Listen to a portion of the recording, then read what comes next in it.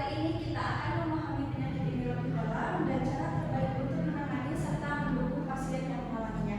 Sebelumnya, perkenalkan, nama saya Radina Mawati. Di sini saya sebagai moderator dan di sana ada rekan saya Stefani Indonesia sebagai pemberi penyuluh, ada Teh Anissa Novitasari sebagai yang memantau berjalannya acara, serta ada Rizka Aranti sebagai moderator. Namun sebelum itu saya akan membagikan kertas yang harus diisi oleh ibu dan bapak dan adik-adik sekalian.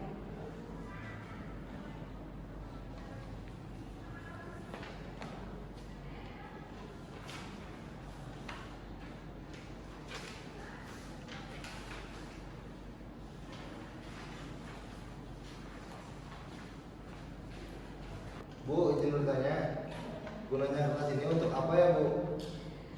Oke, kertas ini tujuannya untuk menilai pengetahuan Bapak Ibu dan adik-adik sekalian terkait dengan kondisi MODS dan ARDS sebelum dilakukan penyuluhan. Tapi saya tidak mengetahui terkait penyakit tersebut, Bu, karena saya orang awam. Tidak apa-apa, Bu, diisi sebisanya saja ya.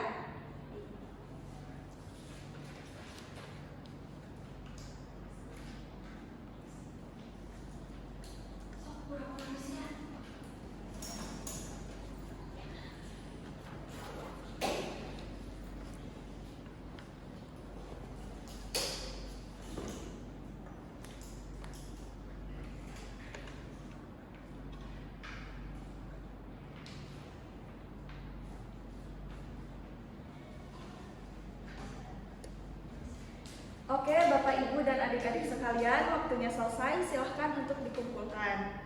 Sekarang kita ke acara inti, yaitu pemberian penyuluhan terkait penyakit ARDS dengan indikasi MODS. Untuk itu, kita sudah bersama dengan Teh Stefani yang akan memberikan penyuluhan pada siang hari ini. Kepada Teh Stefani, disilakan. Baik, terima kasih kepada Teh Rani selaku moderator kita pada pagi hari ini. Selamat pagi semuanya. Assalamualaikum warahmatullahi wabarakatuh. Waalaikumsalam warahmatullahi wabarakatuh. Kenalkan, nama saya Stefani. Di sini saya sebagai pemberi penyuluhan pada siang hari ini. Oke teman-teman, bisa dilihat, sudah dilihat di dalam web dan di depan juga ada mengenai akut respiratory distress syndrome dengan indikasi MODS. Sebelumnya ada yang sudah tahu akut respiratory distress syndrome itu apa? Kalau tidak salah, penyakit dalam pernapasan ya, Bu. Betul sekali, penyakit ini merupakan kondisi kegawat-daruratan di bidang pulmonologi yang terjadi karena adanya akumulasi dalam alveoli yang menyebabkan terjadinya pertukaran gas sehingga distribusi oksigen ke jaringan menjadi berkurang. Oke, kita lanjut. Di sini ada definisi yang sudah tadi saya jelaskan.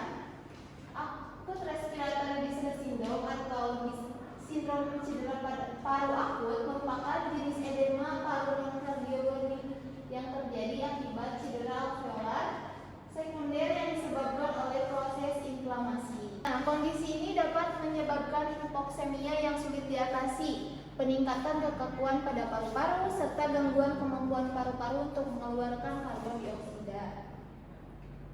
Ada etiologi dan faktor resiko dari ARDS ini. Yang pertama, faktor resiko pulmonal, di mana terjadinya infeksi paru atau pneumonia. Lalu yang kedua, adanya aspirasi dari isi lambung. Ketiga, kontosio paru. Ada yang selanjutnya, faktor resiko ekstrapulmonal, akan terjadinya sepsis, trauma, transfusi masif, tenggelam, overdosis obat, emboli lemak, inhalasi gas beracun, dan pankreatitis. Adapun tanda dan gejala, manifestasi paru-paru pada MODS terutama ditandai oleh gangguan adanya pertukaran gas dengan hipoksemia arteri sebagai gejala utama.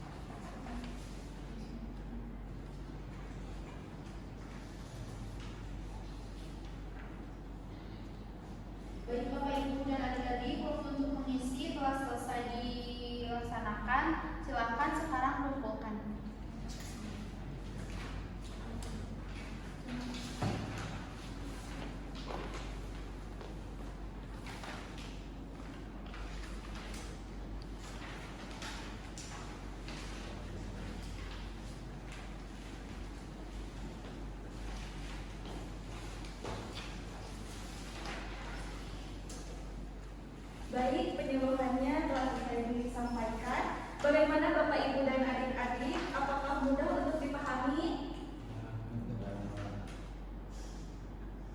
Sekarang masuk pada sesi tanya jawab. Jika ada yang ingin mengajukan pertanyaan, dipersilakan.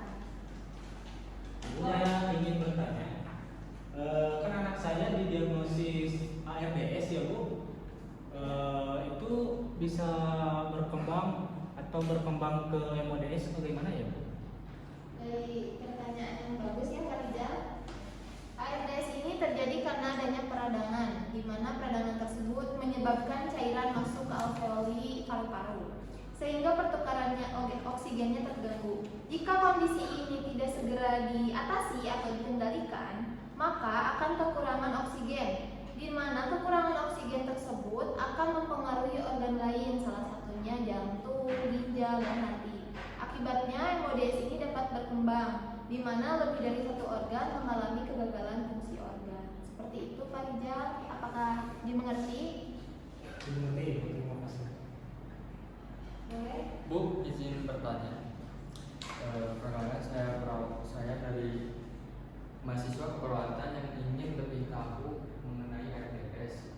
Jadi pertanyaannya, apa saja aspek yang perlu diperhatikan dalam perawatan ARDS dengan MODS? Baik, pertanyaan yang bagus juga ya, Dallas.